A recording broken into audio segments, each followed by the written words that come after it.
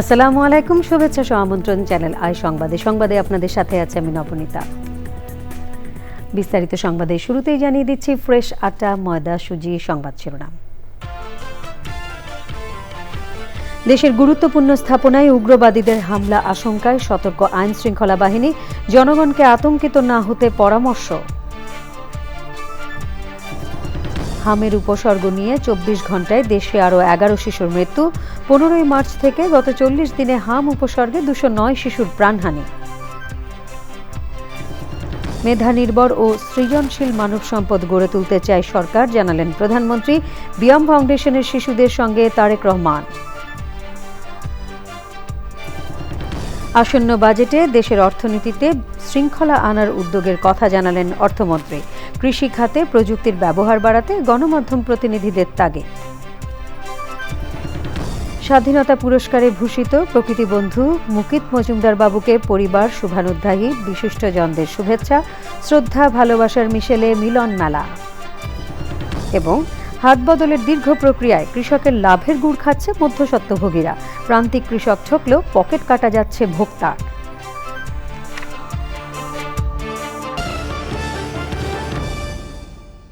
সংবাদ শিরোনামগুলো জানাচ্ছিলাম। এখনকার সংবাদ আয়োজন একই সঙ্গে চ্যানেল আইয়ের ইউটিউব চ্যানেল এবং চ্যানেল আইয়ের ওটিটি প্ল্যাটফর্ম আই স্ক্রিনে লাইভ স্ট্রিমিং হচ্ছে। যাচ্ছি পুরো সংবাদে। নিষিদ্ধ ঘোষিত একটি উগ্রবাদী সংগঠনের সমর্থকদের সম্ভাব্য হামলার পরিকল্পনা ঘিরে দেশের গুরুত্বপূর্ণ স্থাপনাগুলোয় নিরাপত্তা জোরদারের নির্দেশ দেওয়া হয়েছে। পুলিশ সদর দপ্তরের নির্দেশনায় বলা হয়েছে, দেশের সার্বিক নিরাপত্তার জন্য সংগঠনটি অত্যন্ত ঝুঁকিপূর্ণ। আইন শৃঙ্খলা রক্ষাকারী বাহিনী এ বিষয়ে সমন্বিতভাবে কাজ করছে বলে জানিয়েছে সিটিটিসি। জনগণকে এ ব্যাপারে আতঙ্কিত না হতে বলেছেন তারা। শাকের আদনান জানাচ্ছেন। নিষিদ্ধ ঘোষিত একটি উগ্রবাদী সংগঠনের সমর্থকদের সম্ভাব্য নাশকতার পরিকল্পনা ঘিরে 23 এপ্রিল পুলিশের বিভিন্ন ইউনিটকে চিঠি দিয়েছে পুলিশ সদর দপ্তর। চিঠিতে বলা হয়, সম্প্রতি গ্রেপ্তার হওয়া উগ্রবাদী সংগঠনের সদস্য ইশতিয়াক আহমেদের সঙ্গে চাকরিচ্যুত 2 সেনা সদস্যের নিয়মিত যোগাযোগের তথ্য পাওয়া গেছে। এই চক্রটি রাষ্ট্রীয় গুরুত্বপূর্ণ স্থাপনা যেমন জাতীয় সংসদ ভবন, পুলিশ বা সেনাবাহিনীর সদস্য অথবা স্থাপনা, ধর্মীয় উপাসনালয়, বিনোদন কেন্দ্র এবং শাহবাগ চত্বর সহ গুরুত্বপূর্ণ এলাকায় হামলার পরিকল্পনা করতে পারে। ডিএমপিতে এক সংবাদ সম্মেলনে সাংবাদিকদের প্রশ্নের উত্তরে সিটিটিসির কর্মকর্তা বলেছেন, সম্ভাব্য হামলার ব্যাপারে সতর্ক আছে আইনশৃঙ্খলা বাহিনী। আমরা এই তথ্যটা পেয়েছি এবং আমাদের সিটিটিসি, সাইবার ইন্টেলিজেন্স, আমাদের স্পেশাল অ্যাকশন, আমরা এই বিষয়ে কাজ করছি। আমার মনে হয় যে আতঙ্কিত হওয়ার কোনো কারণ নেই। আমরা কাজ করছি, ইনশাল্লাহ আমরা এটাকে ফেস করতে পারব। চিঠিতে আরও বলা হয়, বোমা বিস্ফোরণ, এমনকি দেশীয় ধারালো অস্ত্র বা আগ্নেয়াস্ত্র ব্যবহার এবং বিভিন্ন বাহিনীর অস্ত্রাগারে তারা হামলার পরিকল্পনা গ্রহণ করে থাকতে পারে। শাকের আদনান, চ্যানেল আই, ঢাকা। হামের উপসর্গ নিয়ে গত 24 ঘণ্টায় 11 শিশুর মৃত্যু হয়েছে। চলতি মৌসুমে একদিনে এটি সর্বোচ্চ মৃত্যু। হাম পরবর্তী নানা রোগ জটিলতা বাড়াবে বলে সতর্ক করেছেন শিশু রোগ বিশেষজ্ঞ ও রোগতাত্ত্বিক বিশ্লেষকরা। সংক্রমণ ও মৃত্যু কমাতে জেলা পর্যায় পর্যন্ত 95% টিকা গ্রহণ নিশ্চিত করতে বাড়ি বাড়ি গিয়ে টিকা গ্রহীতা শিশুর তথ্য নিশ্চিত করতে তাগিদ দিয়েছেন বিশেষজ্ঞরা। জানাতুল বাকিয়া জানাচ্ছেন। মার্চ মাসের মাঝামাঝি সময় দেশের উত্তরের জেলা রাজশাহীতে হামের সংক্রমণ দেখা দেয়, যা পর্যায়ক্রমে প্রায় পুরো দেশেই ছড়িয়েছে। হামের সবচেয়ে বেশি সংক্রমণ ও মৃত্যু হচ্ছে ঢাকায়। রাজশাহী ও বান্দরবানের প্রত্যন্ত উপজেলার শিশুরাও হামের সংক্রমণের ভোগান্তিতে এবং মৃত্যুর শিকার। স্বাস্থ্য অধিদপ্তরের তথ্য অনুযায়ী 15 মার্চ থেকে 25 এপ্রিল হামের উপসর্গ নিয়ে 209 শিশুর মৃত্যু হয়েছে। যে এই হামটা এত মারাত্মক কেন হলো, এই হাম থেকে কেন এত জটিলতা দেখা দিল? আমাদের হাম থেকে নিউমোনিয়ার বেশিরভাগই হয় হলো ইমিউন ডেফিসিয়েন্সির জন্য। হাম আমাদের রোগ প্রতিরোধ শক্তি কমিয়ে দেয়। শিশু রোগ বিশেষজ্ঞরা বলছেন, এবারের মতো হামের এত সংক্রমণ ও মৃত্যুর ঘটনা এর আগে আর কখনোই দেখেনি বাংলাদেশ। এপিডেমিওলজিস্ট হিসেবে বলতে গেলে যে হামটা আমাদের জন্য একটা প্রবলেম ছিল না, কারণ হাম আমরা টিকা দিয়ে যেতাম। হামটা খুব বেশি যে হতো সেটাও না, কারণ সবাই ইমিউনাইজ ছিল। কিন্তু আমাদের প্রবলেমটা হয়ে গেছে যখন মাঝখানে টিকার একটা ঘাটতি দেখা গেছে। এবং সেই ঘাটতিটা আমাদের অন্তর্বর্তীকালীন সরকারের যে স্বাস্থ্য মন্ত্রণালয়, আমি পার্টিকুলারলি হিট করে বলবো স্বাস্থ্য মন্ত্রণালয়কে, তারা খুব জোরালোভাবে চেষ্টা করে নাই সেই টিকাগুলিকে নিয়ে আসার জন্যে। হামের প্রাদুর্ভাব প্রবণ প্রত্যন্ত ও দুর্গম অঞ্চলে সংক্রমণ পকেটগুলোকে চিহ্নিত করে চিকিৎসা ও শিশুদের টিকা গ্রহণ নিশ্চিতের তাগিদ দিয়েছেন বিশেষজ্ঞরা। জান্নাতুল বাকিয়া কেকা, চ্যানেল আই, ঢাকা। প্রধানমন্ত্রী তারেক রহমান বলেছেন, মেধা নির্ভর ও সৃজনশীল মানব সম্পদ গড়ে তুলতে বদ্ধপরিকর সরকার। রাজধানীতে বিয়াম ফাউন্ডেশনের ৩য় ভবনের ভিত্তিপ্রস্তর স্থাপন করে তিনি বলেন, বিএনপি সরকার এমন এক বাংলাদেশ গড়ে তুলতে চায় যেখানে কোনো বৈষম্য থাকবে না। জনগণের স্বার্থ নিশ্চিত করার কথা বলে প্রশাসনিক কর্মকর্তাদের জনগণের সেবক ভাবার আহ্বান জানিয়েছেন প্রধানমন্ত্রী। রাহুল রায় জানাচ্ছেন, পেশাগত দক্ষতা বৃদ্ধি, নেতৃত্বগুণ উন্নয়নে প্রশিক্ষণ সহ নানা কর্মসূচির অন্যতম প্রধান কেন্দ্র Bangladesh institute of administration and management, BIAM foundation. রাজধানীর নিউ ইস্কাটনে বিয়াম ফাউন্ডেশনের ৩য় ভবনের ভিত্তিপ্রস্তর স্থাপন করেন প্রধানমন্ত্রী তারেক রহমান। পরে বিয়াম ফাউন্ডেশন মিলনায়তনে আলোচনায় দক্ষ মানব শক্তি তৈরিতে সরকারের পরিকল্পনা আর লক্ষ্যের কথা জানান প্রধানমন্ত্রী। দক্ষ মানব সম্পদ তৈরি বিয়ামের অন্যতম একটি লক্ষ্য। বিশেষ করে সরকারি কর্মে নিয়োজিত মানব সম্পদকে আধুনিক প্রশিক্ষণের পাশাপাশি প্রযুক্তির সর্বোত্তম ব্যবহারে সক্ষম করে গড়ে তোলা অত্যন্ত জরুরি। তারই ধারাবাহিকতায় বর্তমান সরকার মেধা নির্ভর, আত্মবিশ্বাসী, সৃজনশীল ও দায়িত্ববান মানব সম্পদ গড়ে তুলতে বদ্ধপরিকর। সকল রাষ্ট্রীয় প্রতিষ্ঠানে মেধাভিত্তিক, স্বচ্ছ, দক্ষ ও জনবান্ধব জনপ্রশাসন গড়ে তোলার কোনোই বিকল্প নেই যদি আমরা আমাদের প্রত্যাশিত বাংলাদেশকে গড়ে তুলতে চাই। নির্বাচনের আগে দেয়া প্রতিশ্রুতি রক্ষার কথা বলে প্রধানমন্ত্রী দেশের প্রতিটি মানুষের উন্নয়নের সুফল পাওয়া নিশ্চিত করার আহ্বান জানান। জনগণ আমাদের ইশতেহারের পক্ষে রায় দিয়েছে, সুতরাং বর্তমান গণতান্ত্রিক সরকার নির্বাচনী ইশতেহার এবং জনগণের সামনে স্বাক্ষরিত জুলাই সনদের প্রতিটি দফা, প্রতিটি অঙ্গীকার অক্ষরে অক্ষরে বাস্তবায়ন করতে সরকার বদ্ধপরিকর। জনগণ আমাদের উপর যে আস্থা রেখেছে সেই আস্থার মর্যাদা রক্ষা করতে হলে প্রতিটি ক্ষেত্রে স্বচ্ছতা, জবাবদিহিতা এবং নৈতিকতার দৃঢ় চর্চা নিশ্চিত করা প্রয়োজন। আমরা একটি বাংলাদেশ গড়তে চাই যেখানে উন্নয়নের সফল সমাজের প্রতিটি স্তরে ধীরে ধীরে পৌঁছবে, বৈষম্য কমে আসবে, এক পর্যায়ে ইনশাল্লাহ থাকবে না। প্রধানমন্ত্রী বলেন, সবাই মিলে একটি শক্তিশালী জবাবদিহিতামূলক রাষ্ট্র গড়ে তুলতে হবে। আপনাদের প্রতি আমার আহ্বান, নিজেদেরকে শুধু প্রশাসনিক কর্মকর্তা হিসেবে নয়, বরং জনগণের সেবক এবং বন্ধু হিসাবে ভাবুন। Rahul Roy, channel I, Dhaka. বিয়াম ফাউন্ডেশনের নতুন ভবনের ভিত্তিপ্রস্তর স্থাপন অনুষ্ঠানের ফাঁকেই স্কুলে গিয়ে শিশুদের সঙ্গে কিছুটা সময় কাটান প্রধানমন্ত্রী তারেক রহমান। প্রধানমন্ত্রীকে কাছে পেয়ে আবেগ আপ্লুত হয়ে পড়েন শিক্ষার্থীরা। মানবিক সেই মুহূর্তের খবর রাহুল রায়ের আরও একটি রিপোর্টে। রাজধানীতে বিয়ামের নতুন ভবনের ভিত্তিপ্রস্তরের আনুষ্ঠানিকতা চলছিল বেশ গম্ভীর পরিবেশে। হঠাৎই যেন বদলে যায় দৃশ্যপট। উদ্বোধন শেষে হঠাৎ করেই বিয়াম ল্যাবরেটরি স্কুলে প্রবেশ করেন প্রধানমন্ত্রী। নিরাপত্তা বলয় পেরিয়ে যখন তিনি শ্রেণীকক্ষে প্রবেশ করেন তখন বিস্ময়ে হতবাক শিশুরা। কিছুক্ষণের মধ্যেই তা রূপ নেয় আনন্দে।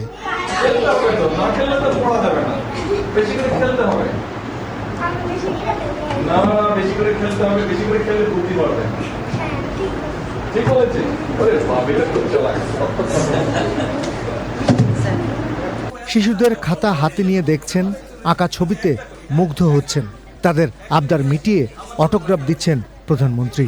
এমন দৃশ্য স্পর্শ করে শিশু হৃদয়।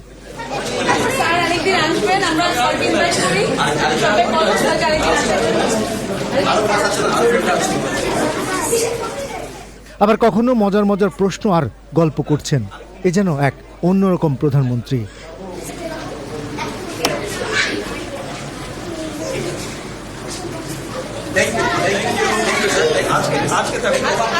ক্ষমতার বাইরে এক মানবিকতার গল্প, যাই কোমলমতি শিশুরা হৃদয়ে ধারণ করবে সারা জীবন। দুপুরে প্রধানমন্ত্রীর তেজগাঁও কার্যালয়ে কলেজ ছাত্র রিজওয়ান রশিদের বানানো গো কার্ট চালিয়ে তাকে উৎসাহ দিয়েছেন প্রধানমন্ত্রী Tarique Rahman. Rahul Roy, channel I, Dhaka. University of south ফ্লোরিডার বাংলাদেশি শিক্ষার্থী নাহিদা এস বৃষ্টি হত্যাকাণ্ডের শিকার হয়েছেন বলে নিশ্চিত করেছেন তার ভাই জাহিদ হাসান প্রান্ত। এর আগে একই বিশ্ববিদ্যালয়ে অধ্যয়নরত বাংলাদেশি শিক্ষার্থী জামিল আহমেদ লিমনের মরদেহ উদ্ধার হয়। 10 দিন ধরে নিখোঁজ ছিলেন তারা। এ ঘটনায় লিমনের রুমমেট মার্কিন নাগরিক হিশাম আবু গারবেকে গ্রেফতার করেছে পুলিশ। মীর আমিরুল আলমের রিপোর্ট।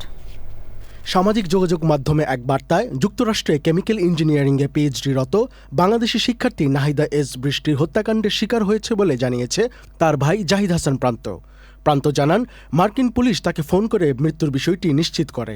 তদন্ত কর্মকর্তাদের বরাত দিয়ে তিনি জানান, সন্দেহভাজন ব্যক্তির বাসার ভেতর রক্তের মাঝে পাওয়া মানবদেহের একটি অংশের ডিএনএ পরীক্ষার পর নাহিদার সঙ্গে তার মিল পাওয়া গেছে। বৃষ্টি নোয়াখালী বিজ্ঞান ও প্রযুক্তি বিশ্ববিদ্যালয়ের সাবেক শিক্ষার্থী।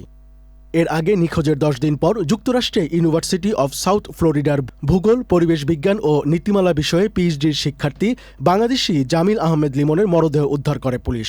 ঘটনার সঙ্গে সংশ্লিষ্টতার অভিযোগে লিমনের রুমমেট হিশাম আবু গারবেহকে গ্রেপ্তার করে হিলসবরো কাউন্টি শেরিফ কার্যালয়। তাকে জিজ্ঞাসাবাদে খোঁজ মেলে লিমনের মরদেহের।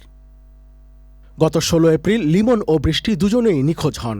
লিমন ও বৃষ্টির সঙ্গে যোগাযোগ করতে না পেরে তাদের এক বন্ধু 17 এপ্রিল বিষয়টি কর্তৃপক্ষকে জানায়। পরে নিখোঁজের ঘটনায় ডায়েরি করা হলে তদন্ত নামে পুলিশ। স্থানীয় পুলিশ জানায়, গত 16 এপ্রিল দুজনকে শেষবার বিশ্ববিদ্যালয়ের ভিন্ন ভিন্ন স্থানে দেখা যায়। এরপর তাদের আর খোঁজ পাওয়া যাচ্ছিল না। মীর আমিরুল আলম, চ্যানেল আই। আসন্ন বাজেটে স্বাস্থ্য ও শিক্ষা খাতে জিডিপির 5% বরাদ্দ দেওয়ার কথা জানিয়েছেন অর্থমন্ত্রী আমির খসরু মাহমুদ চৌধুরী। অর্থ মন্ত্রণালয়ে আয়োজিত প্রাক বাজেট আলোচনায় গণমাধ্যম প্রতিনিধিদের সঙ্গে বৈঠকে তিনি আরও বলেন, বৈশ্বিক প্রেক্ষাপটে জ্বালানির বাড়তি দাম আর মূল্যস্ফীতি নিয়ন্ত্রণকে গুরুত্ব দেওয়া হবে। খাদ্য নিরাপত্তা নিশ্চিতে আসন্ন বাজেটে কৃষি খাতে বরাদ্দ বাড়ানোর তাগিদ দিয়েছেন কৃষি ও গণমাধ্যম ব্যক্তিত্ব শায়েখ সিরাজ। আরও জানাচ্ছেন রফিকুল বাশা।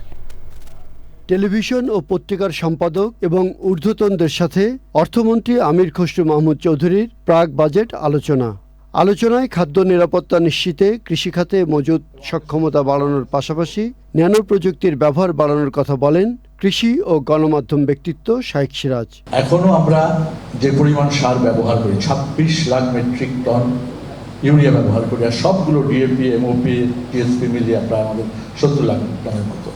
কিন্তু পৃথিবীর অনেক দেশে, ইভেন আমাদের পাশের দেশটার কথাও যদি বলি, তারা ন্যানো ইউরিয়াতে চলে গেছে, ন্যানো টেকনোলজিতে চলে গেছে। এই প্রযুক্তিগুলোতে আমরা কেন যাই না? ন্যানোর কাছ থেকে এখন আরও অ্যাডভান্স টেকনোলজিতে চলে গেছে, গ্রাফিন, ওটাতে আমরা নাই গেলাম, কিন্তু ন্যানোতে তো আমরা যেতে পারি। আমাদের এই যে প্রতি বছর আমরা সারে এত ভর্তুকি দিই, হাহাকার পরে সারের জন্য, প্রযুক্তিকে পাল্টালেই তো আমরা সেখানে যেতে পারি। কৃষিতে ন্যানো প্রযুক্তি অন্তর্ভুক্ত করতে ইনস্টিটিউট করার কথা জানান অর্থমন্ত্রী। মূল টার্গেট হচ্ছে ম্যাক্রো স্টেবিলিটি ঠিক রেখে, আর্থিক শৃঙ্খলা ঠিক রেখে আমরা কিভাবে জনগণের কাছে ডেলিভার করতে পারবো, এটা আমাদের উদ্দেশ্য। শুধু যে রাজনীতি গণতন্ত্র হবে তা না, আমরা বলছি অর্থনীতি যদি গণতন্ত্র না হয়, গণতন্ত্র টিকতে পারে না। পৃষ্ঠপোষকতার রাজনীতি থেকে বেরিয়ে এসে যে জনগণের জন্য লেভেল প্লেইং ফিল্ড সৃষ্টি করা, টোটাল ডিরেগুলেশন রিফর্মসের মাধ্যমে আমরা ব্যবসা বাণিজ্য অর্থনীতিকে সহজ করতে চাই। আর ন্যানো টেকনোলজির কথা যেটা বলেছেন, আমি আপনাদের সাথে সম্পূর্ণ একমত। সাইক্সেসব বলেছেন, এটার ব্যাপারে আমরা খুব সক্রিয়ভাবে বিবেচনা করছি একটা ন্যানো টেকনোলজি ইনস্টিটিউট ক্রিয়েট করার জন্য। আধুনিক পদ্ধতিতে টেলিভিশন গ্রাহকদের সংখ্যা নিরূপণ এবং খেলাপি ঋণ আদায় সহ বিভিন্ন উদ্যোগ নেওয়ার পরামর্শ দেন সাংবাদিকরা। পুরো সিস্টেমটা ডিজিটাল হবে, তখন যেটা সাইক্সেসব বললেন, আমরা চ্যানেলগুলো পে চ্যানেল হিসেবে নিজেদেরকে ডিক্লেয়ার করতে পারবো। বাণিজ্য মৃত্যু প্রতিরোধ সহ তাদেরকে শিশুদের প্রারম্ভিক বিকাশ নিশ্চিত করার জন্য জাতি গঠনের যে বাজেট বরাদ্দ এটি বাড়ানোর জন্য সুযোগ। 20,000 কোটি টাকা ছাপানোর যে খবর প্রকাশ হয়েছে তা সত্য নয় বলে জানান অর্থমন্ত্রী এবং বাংলাদেশ ব্যাংকের গভর্নর। Rafiqul Bashar, channel I, Dhaka. চট্টগ্রাম থেকে প্রশিক্ষণ শেষে কুমিল্লা ফেরার পথে নিখোঁজ হওয়া কাস্টমস কর্মকর্তা বুলেট বৈরাগীর মরদেহ উদ্ধার করা হয়েছে। নিখোঁজের 12 ঘণ্টা পর শনিবার সকাল 7:45টার দিকে ঢাকা চট্টগ্রাম মহাসড়কের কোটবাড়ি এলাকার একটি হোটেলের পাশে ফুটপাত থেকে তার মরদেহ উদ্ধার করে ময়নামতি হাইওয়ে থানা পুলিশ। নিহত বুলেট বৈরাগী কাস্টমস এক্সাইজ ও ভ্যাট বিভাগে সহকারী রাজস্ব কর্মকর্তা হিসেবে কর্মরত ছিলেন। ময়নামতি হাইওয়ে থানার ভারপ্রাপ্ত কর্মকর্তা মোহাম্মদ আব্দুল মমিন জানান, জাতীয় জরুরি সেবা 999-এ কল পেয়ে পুলিশ মহাসড়কের আইরিশ হোটেল অ্যান্ড রেস্টুরেন্টের পাশের ফুটপাত থেকে অজ্ঞাত পরিচয় এক ব্যক্তির মরদেহ উদ্ধার করে। পরে দুপুর 1টার দিকে পরিবারের সদস্যরা থানায় গিয়ে মরদেহটি বুলেট বৈরাগীর বলে শনাক্ত করেন। স্থানীয় জনগণের মাধ্যমে সংবাদ পেয়ে আমার মোবাইল টিম ঘটনাস্থলে উপস্থিত হয়ে মৃতদেহটি গ্রহণ করে। পরবর্তীতে মৃতদেহ আমাদের ময়নামতি হাইওয়ে থানায় নিয়ে আসা হয়। শনাক্তকরণের চেষ্টা করে এক পর্যায়ে আমরা জানতে পারি উনি কাস্টমস কর্মকর্তা, বিবির বাজারে কুমিল্লাতে কর্মরত আছে। ওনার দেশের বাড়ি গোপালগঞ্জের টুঙ্গিপাড়ায়। এবারে ইরান যুদ্ধের 57তম দিন।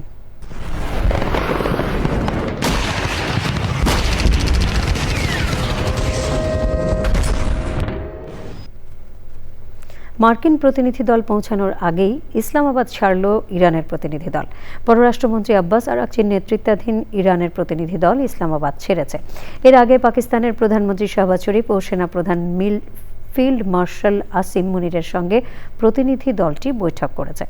যুক্তরাষ্ট্র ইসরায়েলের সঙ্গে ইরানের যুদ্ধ বন্ধ করতে তেহরানের দাবির আনুষ্ঠানিক তালিকা পাকিস্তানি নেতাদের কাছে হস্তান্তর করেছেন তারা। এর আগে ইরানের সংবাদ মাধ্যমগুলো জানিয়েছিল, আব্বাস আরাকচির নেতৃত্বাধীন প্রতিনিধি দলটি পাকিস্তান ছাড়াও ওমান ও রাশিয়া সফর করবে। অন্যদিকে যুক্তরাষ্ট্রের প্রতিনিধি দলে মার্কিন প্রেসিডেন্টের বিশেষ দূত স্টিভ উইটকফ এবং ট্রাম্পের জামাতা জারেড কুশনার থাকবেন। এবারে অন্যান্য সংবাদ। কুমিল্লার কলেজ ছাত্রী সোহাগী জাহান তনু হত্যা মামলায় গ্রেফতার সাবেক সেনা সদস্য হাফিজুর রহমানকে 3 দিনের রিমান্ড শেষে কারাগারে পাঠানো হয়েছে। শনিবার দুপুরে চিফ জুডিশিয়াল ম্যাজিস্ট্রেট আদালতের বিচারক আব্দুল্লাহ আমান এই নির্দেশ দেন। পুলিশ ব্যুরো অফ ইনভেস্টিগেশনের তদন্ত কর্মকর্তা তারিকুল ইসলাম জানান, 3 দিন রিমান্ডে জিজ্ঞাসাবাদ শেষে গ্রেফতার হাফিজুর রহমানকে আদালতে উপস্থাপন করা হয়। শনিবার দুপুরে বিচারক আব্দুল্লাহ আমানের নির্দেশে তাকে কারাগারে পাঠানো হয়েছে। সাবেক সেনা সদস্য হাফিজুর রহমানের কাছ থেকে পাওয়া তথ্য যাচাই বাছাই করা হবে। তথ্য সম্প্রচার মন্ত্রী জহিরুদ্দিন স্বপন বলেছেন, বিগত সরকারের লুটপাটের কারণে দেশের অর্থনীতির যে ভঙ্গুর পরিস্থিতি, সেই ভঙ্গুর দেশ পুনর্গঠনে বিদেশে দক্ষ জনশক্তি পাঠিয়ে বৈদেশিক মুদ্রা অর্জন বাড়াতে কাজ করছে সরকার। জাতীয় প্রেস ক্লাবে ইতাল বাংলা সমন্বয় ও উন্নয়ন সমিতি ও বাংলাদেশ প্রবাসী উন্নয়ন সমিতি আয়োজিত সেমিনারে ইউরোপে বাংলাদেশ থেকে কর্মী প্রেরণ এবং সুরক্ষার বিভিন্ন চ্যালেঞ্জ ও সম্ভাবনা তুলে ধরেন বক্তারা। সেমিনারে আরও বক্তব্য রাখেন ইতাল বাংলা সমন্বয় ও উন্নয়ন সমিতির প্রতিষ্ঠাতা ও সভাপতি শাহ মোহাম্মদ তাইফুর রহমান ছোটন সহ সংশ্লিষ্ট খাতের বিশিষ্টজনেরা। রেমিটেন্সকে নিশ্চিত করার জন্য প্রবাসে কর্মসংস্থান, মানব সম্পদ রপ্তানির বাজারকে আরো অনেক সম্প্রসারিত করতে হবে। সম্প্রসারিত সেই বাজারে থেকে যাতে তাদের উপার্জনের বৈদেশিক মুদ্রা রেগুলার চ্যানেলে যাতে বাংলাদেশের সরকারের কাছে আসে, বাংলাদেশ ব্যাংকে যাতে জমা হয়, সে ব্যাপারে ব্যবস্থা নিতে হবে। সম্প্রসারিত বাজারগুলিতে যারা কাজ করতে যাবেন তারা যাতে দেশের অ্যাম্বাসেডর হিসেবে কাজ করেন, সে ধরনের আচরণে তাদেরকে প্রশিক্ষিত করতে হবে। রাজধানীর বাংলা মোটরে চেইন বুকশপ বাতিঘরে এসে সাধারণ পাঠক ও বই প্রেমীদের তাক লাগিয়ে দিলেন প্রধানমন্ত্রী তারেক রহমানের কন্যা জায়মা রহমান। দুপুর 12টার দিকে তিনি সেখানে যান। বইয়ের তাকগুলো ঘুরে দেখে নিজের পছন্দের একগুচ্ছ বই সংগ্রহ করেন জায়মা। বাতিঘরের স্বত্বাধিকারী দীপঙ্কর দাস জানিয়েছেন, জায়মা রহমান একদম সাধারণ একজন ক্রেতার মতোই দোকানে এসেছিলেন। জায়মা রহমানের সংগৃহীত বইয়ের তালিকায় ছিল কাজী নজরুল ইসলাম, হুমায়ুন আহমেদ ও আনিসুল হকের বিভিন্ন সৃষ্টি, আর সুনীল গঙ্গোপাধ্যায়, সমরেশ মজুমদার ও বেগম রোকেয়া সাখাওয়াত হোসেনের লেখা। ছিল গ্যাব্রিয়েল গার্সিয়া মার্কেস এবং নুরুল কবিরের বই। বই কেনা শেষে উপস্থিত কয়েকজন পাঠকের অনুরোধে তাদের সাথে ছবিও তোলেন। জায়মা রহমানের এই সহজ সরল জ্ঞানমুখী উপস্থিতি সবার মাঝে প্রশংসা কুড়িয়েছে। একটি গর্বের মুহূর্ত যেখানে ভালোবাসা মিশে থাকে শ্রদ্ধায়, আর একটি পরিবারের আনন্দ ছড়িয়ে পড়ে পুরো জাতির অনুভবে। সবুজের আবরণে আলোকিত এক মুখ, প্রকৃতি বন্ধু বীর মুক্তিযোদ্ধা মুকিত মজুমদার বাবু। দেশের সর্বোচ্চ বেসামরিক রাষ্ট্রীয় সম্মাননা স্বাধীনতা পুরস্কার প্রাপ্তির এই সম্মান ঘিরে পরিবার, শুভানুধ্যায়ী আর বিশিষ্টজনদের মিলন যেন হয়ে ওঠে এক আবেগঘন উদযাপন। এটি শুধু একটি আনুষ্ঠানিকতা নয়, এটি এক জীবনের অর্জনকে হৃদয় দিয়ে ছুঁয়ে দেখার আয়োজন। আলিমার রাজি জানাচ্ছেন। প্রকৃতির রঙে রঙিন এই গল্পটা মূলত একজন মানুষের, কিন্তু তার ছায়া পড়ে বহু মানুষের জীবনে। হাতে দূরবীন, চোখে স্বপ্ন, মুকিত মজুমদার বাবু যেন সারা জীবন খুঁজে ফিরেছেন প্রকৃতির ভাষা, যেখানে ভালোবাসা মিশে যায় প্রকৃতির সঙ্গে আর শ্রদ্ধার রূপ নেয় ইতিহাসে।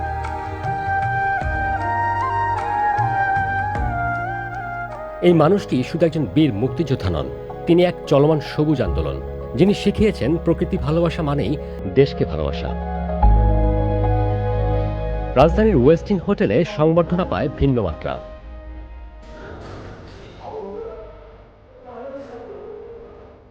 আনুষ্ঠানিকতার চেয়ে বড় ছিল অনুভূতি। পরিবার, শুভানুধ্যায়ী, বিশিষ্টজন সবার চোখে একই গল্প, একই ভালোবাসা। সংবর্ধনা হয়ে ওঠে ভালোবাসা আর শ্রদ্ধার এক মিলন মেলা। সে সময় প্রকৃতি বন্ধুকে ঘিরে অসংখ্য স্মৃতিচারণ করেন অতিথিরা।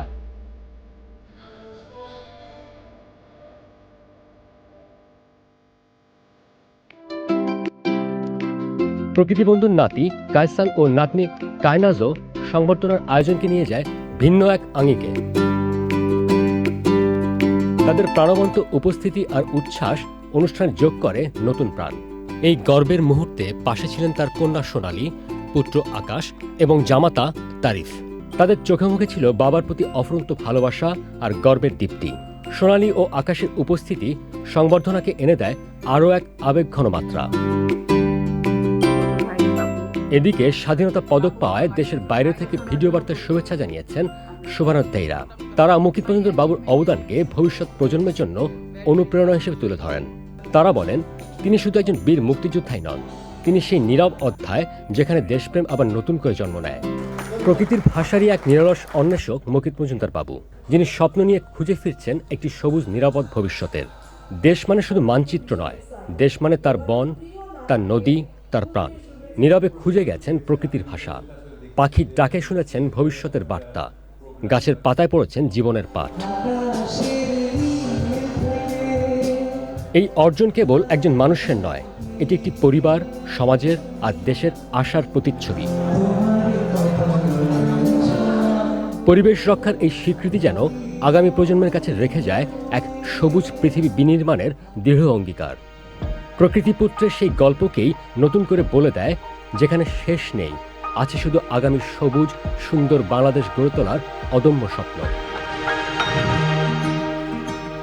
আলিমাল রাজি, চ্যানেল আই, ঢাকা। কৃষক মাথার ঘাম পায়ে ফেলে ফসল ফলালেও লাভের গুড় খাচ্ছে মধ্যস্বত্বভোগীরা। মাঠ পর্যায়ে 20 টাকার সবজি শহরের বাজারের ভোক্তার কাছে পৌঁছতে দাম হয়ে যায় 80 থেকে 100 টাকা।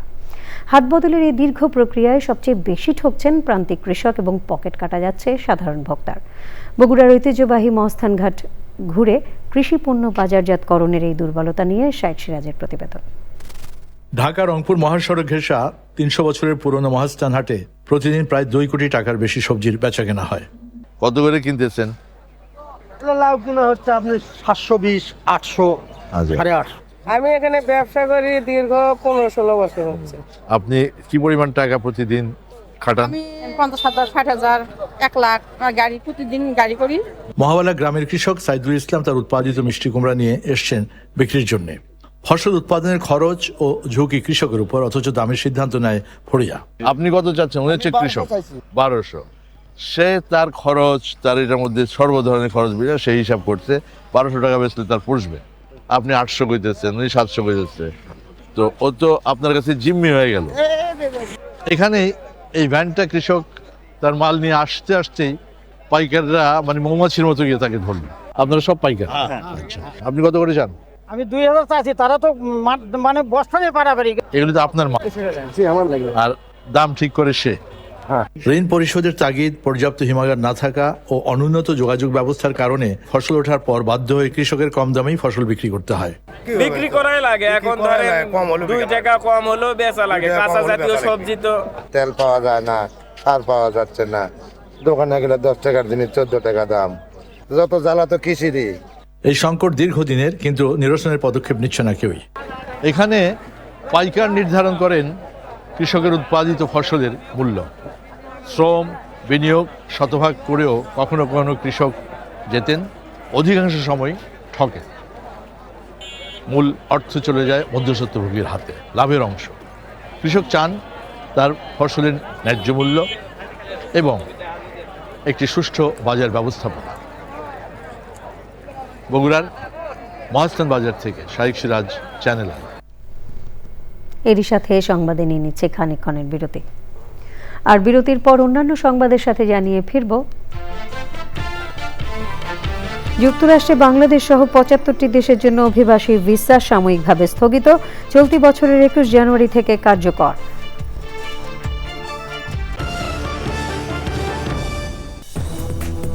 বিরতির পর আমন্ত্রণ আরও একবার।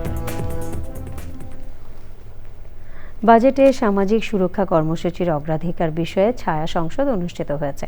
বিএফডিসিতে ডিবেট ফর ডেমোক্রেসির আয়োজনে এই ছায়া সংসদ প্রস্তাবের পক্ষে বিজয়ী হয়েছে সরকারি দল হিসেবে অংশগ্রহণ করা সরকারি তিতুমির কলেজের বিতার্কিকরা। আয়োজনে সমাজ কল্যাণ প্রতিমন্ত্রী ফারজানা শারমিন বলেছেন, সুরক্ষা কার্ড প্রকল্পগুলো প্রান্তিক জনগোষ্ঠীকে কর্মক্ষম করতেই নেওয়া হয়েছে, যা বিতরণে কোনো রাজনৈতিক প্রভাব থাকবে না।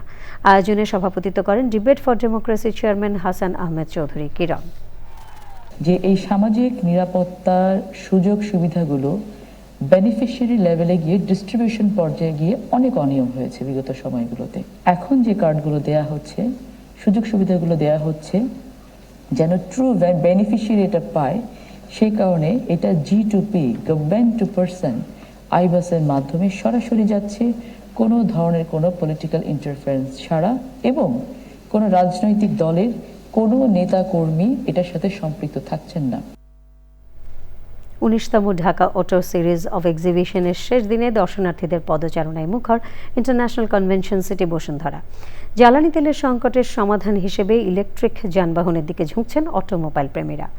আয়োজকরা জানান, প্রদর্শনীর মাধ্যমে দেশে ইলেকট্রিক যানবাহনের বাজার আরও সম্প্রসারিত এবং নতুন বিনিয়োগের সুযোগ সৃষ্টি হবে। উৎপাদিত ইলেকট্রিক যান আগামী 3 মাসের মধ্যে বাজারে আনবে বলে জানিয়েছে দেশীয় ব্র্যান্ড বেল। রিয়াজ ইসলাম জানাচ্ছেন। বাংলাদেশি ইভি শিল্পের প্রসার, আধুনিক প্রযুক্তি ও বিনিয়োগ সম্ভাবনাকে সামনে রেখে রাজধানীতে গত 23 এপ্রিল শুরু হয় 19তম ঢাকা অটো সিরিজ অব এক্সিবিশনস। ইন্টারন্যাশনাল কনভেনশন সিটি বসুন্ধরায় 3 দিনের এই প্রদর্শনীর শেষ দিনে দর্শনার্থীদের উপচে পড়া ভিড়। 10টি দেশের 70টির বেশি প্রতিষ্ঠান এতে অংশ নেয়। নতুন প্রযুক্তি, আধুনিক ডিজাইন এবং ভবিষ্যৎমুখী যানবাহনের সমন্বয়ে প্রদর্শনী হয়ে ওঠে বৈচিত্র্যময়। বর্তমান জ্বালানি তেলের সংকট ও উচ্চ মূল্যের প্রেক্ষাপটে এবারের আয়োজনের মূল আকর্ষণ হয়ে ওঠে ইলেকট্রনিক ভেহিকেল। বাংলাদেশে নতুন করে যাত্রা শুরু করছে, তো ইটস রিয়েলি ইমপ্রেসিভ। এই প্রাইসের মধ্যে সানরুফ, এটা আমাদের জন্য খুবই ভালো ছিল। আমরা কিছু স্কুটার্স দেখলাম, কিছু সিএনজিস দেখলাম, অনেক স্পেস। ব্যক্তিগত ইচ্ছা হচ্ছে যে একটা ইলেকট্রিক ভেহিকেল কিনবো। নতুন পণ্য ও প্রযুক্তি প্রদর্শন করে বাংলাদেশ অটো ইন্ডাস্ট্রিজ লিমিটেড সহ একাধিক প্রতিষ্ঠান। আমাদের প্রত্যেকটা লোক এসে আমাদের গাড়িগুলো দেখতেছে এবং সবাই আমাদের কাছে ইন্টারেস্টেড আমাদের গাড়িগুলো কেনার জন্য। কার্বন এমিশন নাই, মানে এনভায়রনমেন্টাল ফ্রেন্ডলি। তার চেয়েও বড় যেটা, পেট্রোলের লাইনে দাঁড়াতে হবে না কাউকে। এছাড়াও বিশ্বখ্যাত গাড়ির ব্র্যান্ডের খুচরা যন্ত্রাংশ, ইঞ্জিন অয়েল সহ নানা প্রযুক্তি প্রদর্শিত হয়। এক্সিবিশনে মূলত আমরা আফটার মার্কেট যে জাপানিজ প্রিমিয়াম ব্র্যান্ডগুলো আছে, এই ব্র্যান্ডগুলো আমরা নিয়ে আসছি এবং আমাদের সাথে জাপানি রিপ্রেজেন্টেটিভ যারা আছে, সাপ্লায়ার, তারাও আছে। আয়োজকদের আশা, দেশের অটোমোবাইল খাতে প্রযুক্তিগত অগ্রগতি, বিনিয়োগ সম্ভাবনা এবং বাজার সম্প্রসারণে গুরুত্বপূর্ণ ভূমিকা রাখবে এই আয়োজন। রিয়াজ ইসলাম, চ্যানেল আই, ঢাকা। এবারে আই স্ক্রিন সাংস্কৃতিক সংবাদ।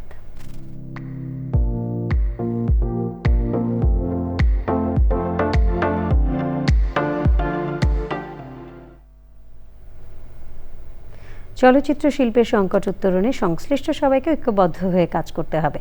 বাংলাদেশ চলচ্চিত্র পরিচালক সমিতি আয়োজিত আমাদের চলচ্চিত্র আজকের প্রেক্ষাপট সেমিনারে চলচ্চিত্র নির্মাতা ও প্রযোজকরা একথা বলেছেন।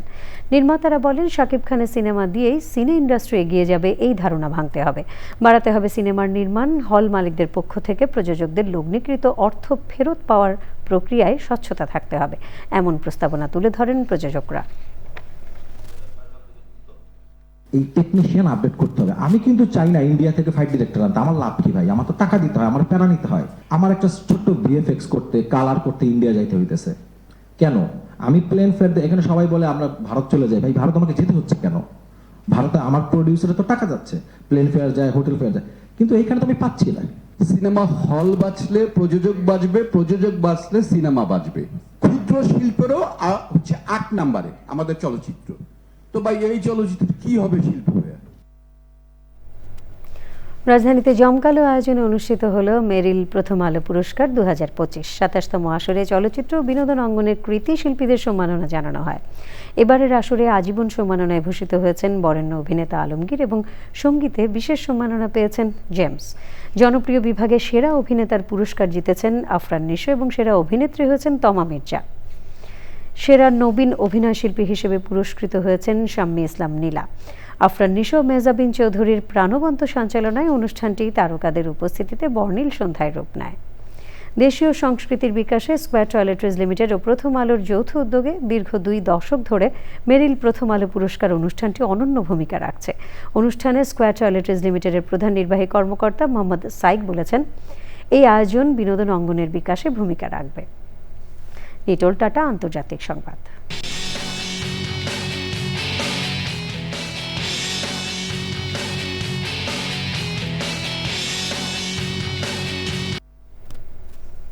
বাংলাদেশ সহ বিশ্বের 75টি দেশের নাগরিকদের জন্য অভিবাসী ভিসা ইস্যু সাময়িকভাবে স্থগিত করেছে যুক্তরাষ্ট্র।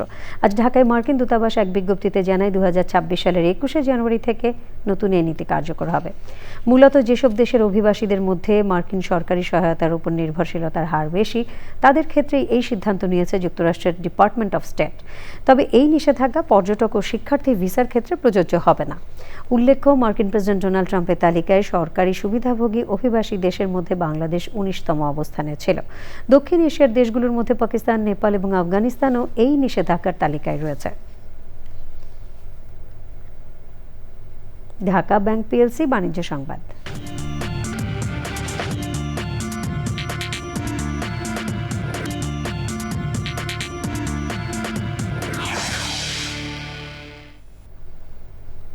বিশ্ববাজারে জ্বালানি তেলের দাম 3%-এরও বেশি বেড়েছে। নিউ ইয়র্ক এক্সচেঞ্জে WTI ক্রুড অয়েলের দাম ব্যারেল প্রতি $95.85 এবং লন্ডনে ব্রেন্ট ক্রুডের দাম $105.07 দাঁড়িয়েছে। মার্কিন জ্বালানি সংস্থা জানিয়েছে, তেলের মজুদ আশঙ্কাজনক হারে কমায় বাজারে এই অস্থিরতা তৈরি হয়েছে। পাকিস্তানের অনুরোধে প্রেসিডেন্ট ট্রাম্প যুদ্ধবিরতির সময় বাড়ালেও হরমুজ প্রণালীতে নৌ অবরোধ বহাল থাকায় ইরান আলোচনায় বসতে অস্বীকৃতি জানিয়েছে। এই অচল অবস্থা দীর্ঘায়িত হলে সরবরাহ সংকটে তেলের দাম আরও বাড়ার আশঙ্কা করা হচ্ছে। সংবাদের সময় হলো আবারও বিরতি, আর বিরতির পর যখন ফিরছি তখন থাকছে ঢাকার ফিলিং স্টেশনগুলোতে জ্বালানি তেল পেতে এখনো দীর্ঘ অপেক্ষা। সরবরাহ বাড়লেও চাহিদার তুলনায় যথেষ্ট নয় বলছে কর্তৃপক্ষ।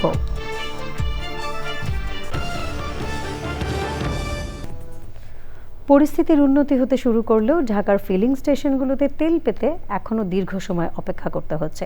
তেলের পাম্প কর্তৃপক্ষ বলছে, আগের তুলনায় সরবরাহ কিছুটা বাড়লেও চাহিদার তুলনায় তা যথেষ্ট নয়। লুৎফুর রহমান সোহাগ জানাচ্ছেন।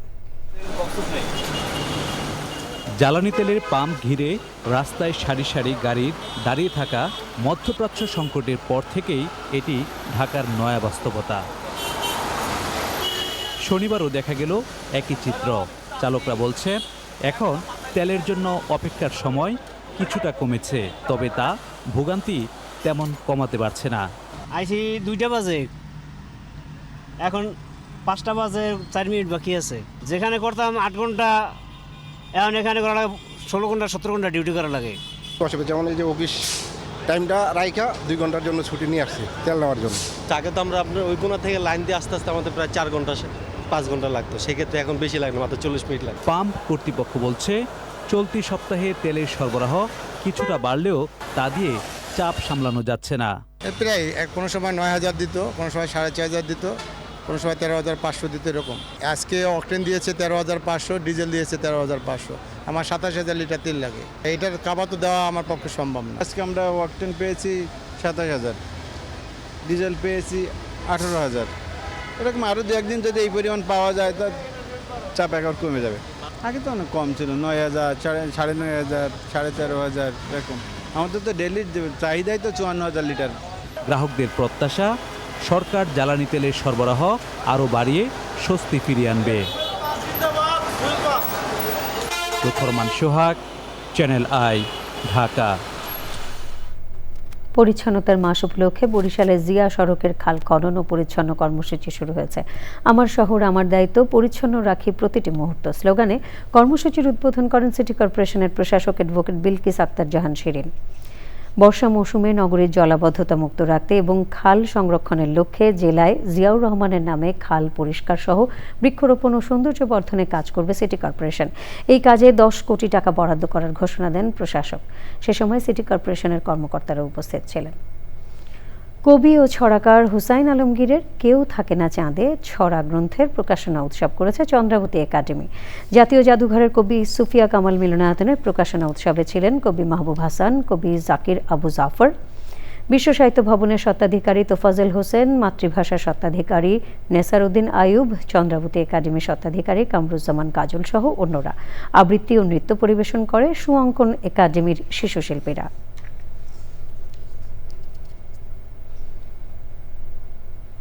হাদিয়া জামান হজরতুল আল্লামা শাহ সুফি সৈয়দ আবু জাফর মোহাম্মদ শেহাবুদ্দিন খালেদ স্মরণে হাদিয়া জামান হজরত শেহাবুদ্দিন খালেদ কনফারেন্স করেছে আঞ্জুমান আসাদিয়া নুরিয়া শেহাবিয়া। রাজধানীর বাংলাদেশ মেডিকেল অ্যাসোসিয়েশন মিলনায়তনে অনুষ্ঠানটি পরিচালনা করেন আহলা দরবার শরীফের সাজ্জাদানশীন শাহ সুফি সৈয়দ আবরার ইবনে শেহাব আল কাদেরি আল চিশতি। কনফারেন্সে দেশ বরেণ্য উলামায়ে কেরাম সহ বিভিন্ন শ্রেণী পেশার বিশিষ্টজনেরা উপস্থিত ছিলেন। কর্ণফুলী নদীর দক্ষিণ পাড়ে 33 বছর আগে গড়ে তোলা 519 প্লটের আলোচিত সিডিএ কর্ণফুলী হাউজিং আবাসিক প্রকল্পটি দীর্ঘ 3 যুগ পর প্রাণ ফিরে পাচ্ছে। পানি সমস্যা এবং বহুতল ভবনের অনুমতি না থাকায় এতদিন প্রকল্পটি মুখ থুবড়ে পড়েছিল। চট্টগ্রাম উন্নয়ন কর্তৃপক্ষের চেয়ারম্যান প্রকৌশলী নুরুল করিম প্রকল্প এলাকা পরিদর্শন করে জানান, এটি হবে চট্টগ্রামের সবচেয়ে আধুনিক ও নান্দনিক আবাসিক এলাকা। ইতিমধ্যে 6 তলার প্ল্যান সহ আইন মেনে বহুতল ভবনের অনুমোদন দেওয়া শুরু হয়েছে। পরিদর্শনের সময় সিডিএর আইন উপদেষ্টা অ্যাডভোকেট জিয়া হাবিব আহসান ছাড়াও ওয়াসার প্রকৌশলী মোহাম্মদ গোলাম কিবরিয়া শাকিল সহ ঊর্ধ্বতন কর্মকর্তারা উপস্থিত ছিলেন। চট্টগ্রামে ঐতিহ্যবাহী জব্বরের বলি খেলার 117তম আসরে চ্যাম্পিয়ন হয়েছেন কুমিল্লার বলি বাঘা শরীফ। এবারও তিনি ফাইনালে রাশেদ বলিকে পরাজিত করে হ্যাট্রিক বিজয় এনেছেন। দেশের বিভিন্ন অঞ্চল থেকে শতাধিক বলি অংশ নেন। ঐতিহ্যবাহী এই বলি খেলাকে কেন্দ্র করে লালদিঘি ও আশপাশে চলছে দেশের সর্ববৃহৎ বৈশাখী মেলা। এবারের বলি খেলার প্রধান sponsor mobile operator Banglalink. Chattogram থেকে মোহাম্মদ ইকবাল হোসেনের ভিডিও চিত্রে চৌধুরী ফরিদের রিপোর্ট।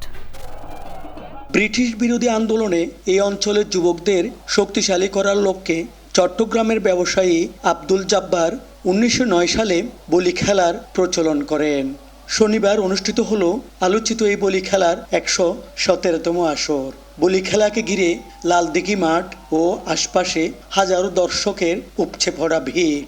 সবার উপস্থিতিতে এইবারের কুস্তি প্রতিযোগিতা অনেক বেশি প্রাণবন্ত হয়েছে। চট্টগ্রামবাসী 12 বছর কখন আসে সেই জন্য অপেক্ষায় থাকে, প্রত্যেক বছর এসে আরো ভালো খেলতে পারবো ইনশাআল্লাহ। ঐতিহ্যবাহী এই বলি খেলা উদ্বোধন করেন Chattogram metropolitan police commissioner Hasan Mohammad Shawkat Ali. প্রধান অতিথি ছিলেন চট্টগ্রাম 9 আসনের সংসদ সদস্য আবু সুফিয়ান। অনেক ধৈর্য করে চট্টগ্রামবাসী এই বলি খেলা উপভোগ করতেছে। এই বলি খেলার মাধ্যমে নতুনভাবে আমাদের নতুন প্রজন্ম, আগামীর প্রজন্ম আবার শারীরিক কসরতের দিকে মনোযোগী হবে সেই প্রত্যাশা করি। অনেক ভালো লাগছে ভাই, আমি 3-3 জন্য হ্যাট্রিক।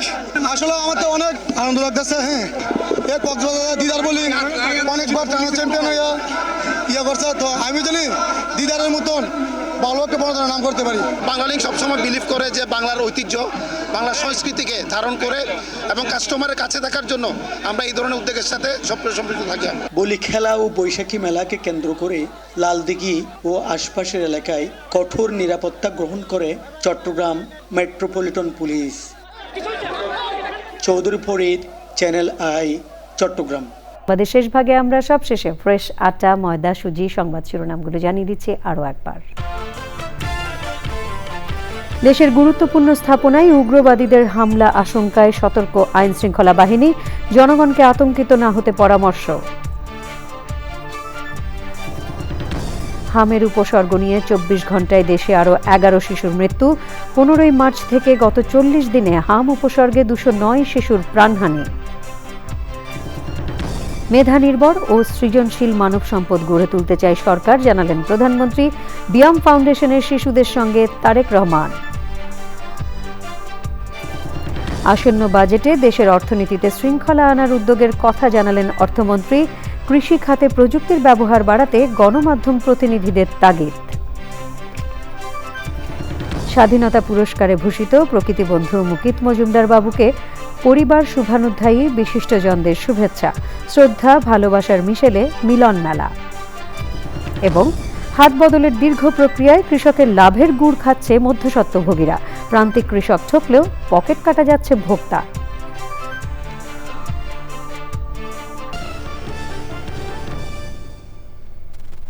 প্রিয় দর্শক, দেশের সবচেয়ে জনপ্রিয় টেলিভিশন চ্যানেল আই এর সর্বশেষ সংবাদ জানতে ভিজিট করুন channelionline.com-এ। আমাদের সোশ্যাল মিডিয়া প্ল্যাটফর্মগুলোর পাশাপাশি যুক্ত থাকুন ওটিটি প্ল্যাটফর্ম আই স্ক্রিনের সাথে।